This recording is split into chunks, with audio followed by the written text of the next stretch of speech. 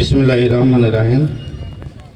আজকে আমার চাকরি থেকে অবসরজনিত কারণে আজকের এই বিদায় অনুষ্ঠানে সম্মানিত সভাপতি, সহসভাপতি, প্রধান অতিথি, বিশেষ অতিথি, অন্যান্য স্থানীয় ব্যক্তিবর্গ, আমার সামনে উপবিষ্ট বিভিন্ন স্কুল থেকে আগত শিক্ষক মণ্ডলী, আসসালামু আলাইকুম। আমার বাবা মারা গেছেন, আজ তার কথা মনে পড়ছে। আমি যখন চাকরি ঢুকে পড়তাম কিনা আমাকে মাঝে মাঝে বলতেন, এবারে তো চাকরি হবে না, বললে কি করবো? সে শিক্ষকদের একটা চাকরি, সে চাকরি মনে করতো না, পণ্ডিত মনে করতো। তার কথা আজকে আমাকে বারবার মনে পড়ছে। তো এই চাকরিতে ঢোকার পরে আশেপাশের লোকজন বলে, চল একটা ফাঁকিবাজি চাকরি ঢুকলো, এই চাকরি ছেলে ফাঁকিবাজ, মাস্টার পড়াই তাই মাস্টারকে সরকার মানুষ হয় না। তা আমি এই চাকরিতে ঢুকে দেখলাম এখানে ফাঁকি দেওয়ার কোনো জায়গা নেই, সুযোগ নেই।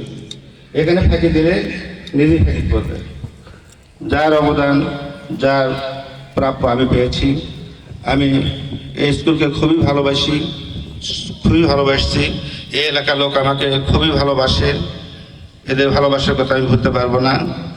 তাই এখানকার ছাত্ররা আমার আজকে অনেক দূর দূরান্তে চলে গেছে, অনেক অফিসার হয়েছে, তারা কালকে অনেক দূর দূরান্ত থেকে এসে আমাকে বিদায় দিয়েছে। খুবই খারাপ লাগছে কালকে আমার। তো আমি আজকে আমার অনেক বলার কথা ছিল, বলতে পারছি না, সব ভুলে গেছি। তো আমি আপনাদের কাছে আমার পরিবারের জন্য দোয়া চাই, আমার যেন পরবর্তী যেমন সুখে শান্তিতে থাকতে পারি। আমি যাদেরকে আজকে দায়িত্ব দিয়ে গেলাম তারা যেন আমার মতো দায়িত্ব পালন করতে পারে।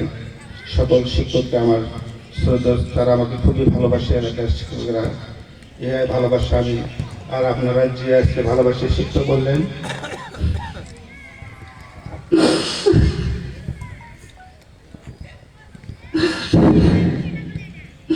আপনাদের কথা আমার মনে থাকবে। ধন্যবাদ।